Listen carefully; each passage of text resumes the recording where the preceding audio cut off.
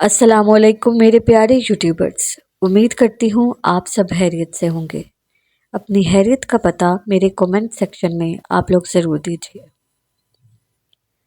میرے پیارے یوٹیوبرز، جب بھی زندگی میں کوئی مشکل آتی ہے تو ہم چڑچڑے ہو جاتے ہیں، ناکامیاں ہمیں تلخ بنا دیتی ہیں، دوسروں پر غصہ نکالنا، رونا، ایک طرف پڑے رہنا، موڈ آف کرنا، چار باتیں سنا کر دل کو سکون دے دینا، یہ سب عام معمول ہے۔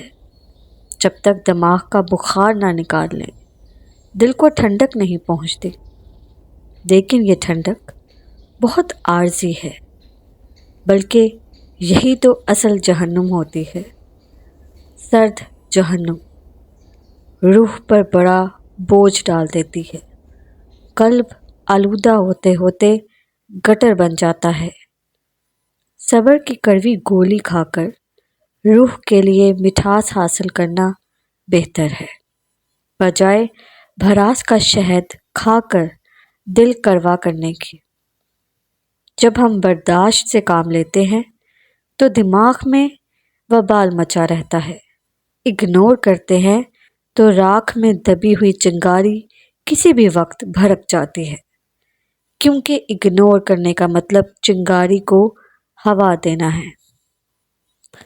اب کسی بھی وقت وہ بھڑک اٹھے گی، آگ دوبارہ جلے گی، لیکن ایک واحد صبر ہے، جو پورے دل سے کیا تو سارا وبال تمام ہو گیا، سارا تماشا ہی سمٹ گیا، کوئی چنگاری بچی ہی نہیں تو دوبارہ آگ کیا بھڑکے گی۔ صبر ٹھنڈا پانی ہے، یہ ہر آتش فشاں کو ٹھنڈا کر دیتا ہے۔